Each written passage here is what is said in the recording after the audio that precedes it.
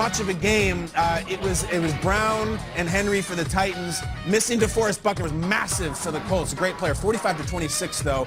And here is the head coach of the Tennessee Titans, Mr. Mike Vrabel, on what it took for his team to get that first place spot in the AFC South, everybody. You know, we were playing for first place. We were going on the road. We knew it was a tough place to play. Played them 17 days ago, and you know, we knew it was going to be a challenge to start fast and finish stronger.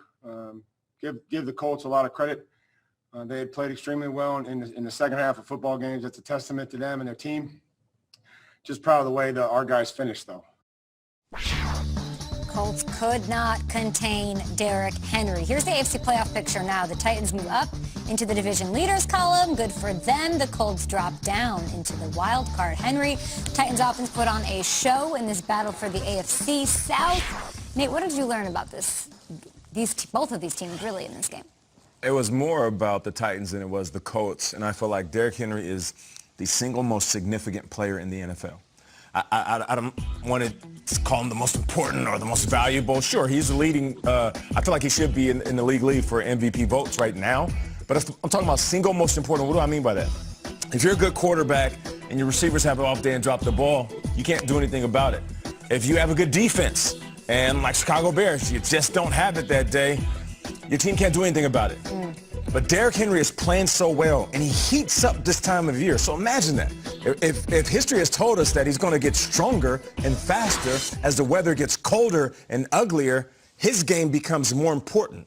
He is the single most significant player in the NFL. Wow. And if it wasn't for the Chiefs having this amazing comeback in that AFC Championship game last season, he would have ran his team right into the Super Bowl.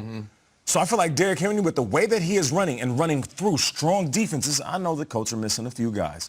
He is the single most significant guy in the league, and he could be the one that changes everything. I don't care how good the Chiefs are.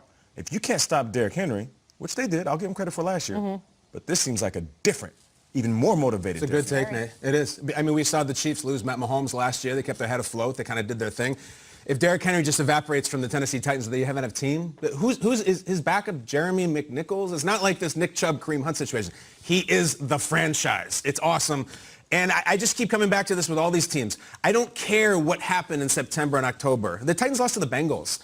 Who cares? Right now, from Thanksgiving around the bend, who's playing well? They may see the Colts again in the playoffs. The Colts might not make the playoffs. Scan the team, scan the tape, and find who's playing well right now. The Titans, you have to count them in it. They had their rough spot. They recovered. They stopped the bloody nose, and now they're hammering people. Scary, scary team. I think they're a top 5 team you do not want to play right now. I do. Tannehill's great. Henry's great. A.J. Brown is unbelievable. I was texting with folks on the Titans coaching staff, and they all were like, talk about David Kessenberry. Okay. Talk about Kessenberry. Go, okay, sure. What? David Kessenberry has been in the league since 2013. Started his first game ever of his career yesterday at left tackle. You know, they've been out to Taylor Lewan. Yeah. Was outstanding. But guys, David Kessenberry is a player who has overcome non-Hodgkin's lymphoma, a form of cancer that originates in the lymphatic system. And this is a long journey for him. 2013 had a season-ending foot injury. 2014 has trouble breathing and has had fatigue. Is diagnosed with non-Hodgkin's lymphoma, fights all the way back. 2017 ends up with the Texans. 2018 comes over to the Titans. All this time, he had never started an NFL game. Started at left tackle, protecting the blind side and creating holes for Derrick Henry. This is a cancer survivor who is on maybe the best team in the AFC right now, and he is starting at left tackle for this team with Taylor Lewan out. One of the best running performances of the year. And one of the best running performances we've seen all season. So I am so fired up with this guy right here, David Kessenberry. And if you're a Titans fan, there are so many stars and stories on this team. That one might be the best of all, though. It feels like it was just yesterday that we were showing him ringing the bell. Yeah. Absolutely. Wild. Getting those treatments. Another game in the AFC. Highlights. Let's go to... And everybody tried to hand us the Lombardi Trophy in August. You know, you just don't throw guys out there with names. You got to practice. You got to learn to get in sync with each other. That takes time. A little bit alarming to hear that they're not quite meshing yet in Week 12. I will say this, Schrags, they fought hard in the second half. That was an improvement, but they came out flat like they did a couple weeks ago against the Saints. Yeah, what'd you hear Arian say there? Everyone tried to hand us a Lombardi Trophy in August. Who's he talking about? Could we get the Dream Weaver sequence from Wayne's World? Sure. That the NFC champions appearing in the Super Bowl in Tampa will be the Tampa Bay Buccaneers. I'm in. Strap those bottle rockets to my rollerblades and let me ride. So for the NFC, I got the Bucks. This is Tom Brady, man. Like, you think Tom Brady would have left New England to not have a chance to hoist that Lombardi once again? Guess who I have representing the National Football Conference in the Super Bowl? The Tampa Bay Buccaneers. I think the Tampa Bay Buccaneers are also going to be representing the NFC. Yeah, that's good. Looking tan, looking happy, and looking positive on the Buccaneers. The three of the four of us all chose the Buccaneers to represent the team Super Bowl. Bruce Arians is basically saying... Talking to us? Yeah, he's talking like, everyone did this. We didn't do this. Like, we didn't hand ourselves. We didn't say we were going to the Super Bowl. We didn't do this. You guys did in the media. I don't know, 7-5. Brady, that score was a 3-point game, but it didn't feel that close. If I had to do a redo, I'm not sure I would change my pick because I just am too stubborn to do that. But I certainly wouldn't think right now that that team that I've been watching the last 3 months is doing anything in Tampa in February. No doubt about it. If I could do a redo, I probably would change my pick. I probably would choose the Saints. This sounds like a second. Oh, yes, Nate. But as I say, you know, I would change to the Saints. I know Saints fans are sitting back right now. We don't want you, Nate. It's too late. You always hate on us, which I don't. I just feel like you guys blow it in the playoffs. Am I wrong? Why do you think they'll win now? That's why I said I wouldn't change it. I'm going to keep my pick. Stick with the Bucks. I'm stick with the Bucks, just because I'm stubborn as well. But when it comes to this team, you listen to what Bruce Arians is saying. He's saying, you know, we have to practice and we have to learn each other. And I said last week, you still got time. Yeah. It's November. You got all of December. You still got time to figure it out. This is where you start to become who you will be in the playoffs. And there's a fear that there's not enough practice time left. There's a fear that what if one guy is on the COVID list and you got to shut it down and you're doing everything virtually? What if all of this precious time that you may need, all this classroom time, on the field time, what if you just don't have enough time, Bruce? And that's what I'm concerned about. Last night, there was a big dog on the porch. He was barking. It was a team led by Andy Reid, and the little dog got ran off the porch. And that was the Buccaneers. And I'm not sure that this team can stomp with the big dogs. Yep. That's the biggest thing I took away from this game. As good as I thought the Bucs were going to be, the Chiefs are that much. Are they the perfect team? No. Do I feel like they're going to run away and smack everybody up like that? No.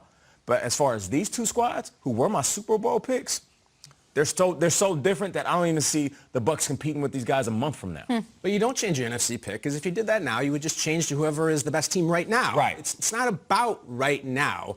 And I'm kind of echoing what you're saying. They go into the bye now, all right? And when we come back, we'll see what's doing. Because that fourth quarter did tell me a lot. They were getting destroyed in this game. Not only destroyed, like they were getting nationally embarrassed. It was a humiliating game with what Tyreek was doing. And they fought. And they got Evans going. And they almost stole the game. I didn't know they had that in them. That tells me a lot. So go away and let's see what you come back with. Let's see. Because this entire season for the Bucs is about trust that they will get it together. Trust in the coaching staff. Trust in Brady. If they don't, they're gonna be one and done in the playoffs. They're gonna be wild card done. What? I'm not selling though. I'm not selling. Despite they've lost 3 out of 4 games, they look discombobulated. I just still think too much talent and still enough time to win a couple playoff games, 1 or 2 playoffs. I'm not selling. It'd be very easy this morning to be like, enough with them. I'm sick of them. They suck. They lose. I'm not selling. I still think they can get this thing together. The Raiders almost beat the Chiefs, and you were like, no moral victory, but something happened in the fourth quarter. Yeah. It's the talent. I appreciate that. I want something promising. I know they have the talent. Yeah. I didn't know they had the onions and the spine. Okay. And they showed both. I like that. Now they have that bye. Let me read you guys their schedule the rest of the way. Vikings, Falcons, Lions, Falcons to end the regular season. My problem is this was their one last shot at an elite team in the NFL. They don't really have that the rest of the way, so I'm scared until the playoffs we won't learn anything about them. I'm not sure that I learned anything about them yesterday. Yeah, maybe the best thing is they don't have to face an elite team because they get smacked up every time they play one. Yeah, that's fair. Wild card round. They've lost 3 of the last 4. Quick little other thing I'm sort of percolating on. Patriots have won 3 of the last 4. Bucks have lost 3 of the last 4. The whole point of this season was to find out who's better, right? Belichick or Brady? Maybe it was the actual perfect symbiotic relationship, and they needed each other to get it done. So just watch how that plays out the rest of the way. More importantly, though, what happened at the end? Handshake? No, dap up? Okay. So we've had a thing here where Brady seems to be picking and choosing who he shakes hands with after losses. So there was all this anticipation after stiffing Jared Goff last week Is he going to go out and shake Mahomes' hand? Is he going to do it? Is he just going to leave the locker room? He did. Okay. He went right out to him. There's Handshake. a jog. Let's break this down. Jogged out to him. It's a handshake. It's brief. There's no long. That's fine. So people are saying, oh, well, now is it all? I think actually it's more interesting now with Brady because if he just said, I'm not shaking after games, I'm not doing it, either because of COVID, which I would totally understand, or even if he had some elitist, like, I'll shake a guy's hand if he's up to my level. He's won a bowl. He's won a ring. I'm kind of into that. I respect it. The fascinating thing is the picking and choosing. So yes to Drew Brees and Patrick Mahomes after a loss. No to Nick Foles and Jared Goff after a loss. So I don't understand the rhyme or reason. And what's interesting is the next team he plays is Minnesota. Does he shake Kirk Cousins' hand? Is Kirk Cousins up to his standards, a big enough relationship? Again, I would only ask, I would do it myself, but I don't have the means. Can someone ask him this question? Not because I want him excommunicated by the sportsmanship gods. I don't care about that. I just really want to know what makes him tick. Curious. The question is, why would you shake Patrick Mahomes' hand after a loss, but not Jared Goff's or Nick Foles? Tom, tell us about it. We'd love to hear. It's a simple question. I would love it to be asked. Do you have, I mean, I'm sure Twitter has tons of ideas here. Do you find that there's people defending Tom Brady? I'm sure the whole world, as usual, is against him. Is there anybody that's like leaving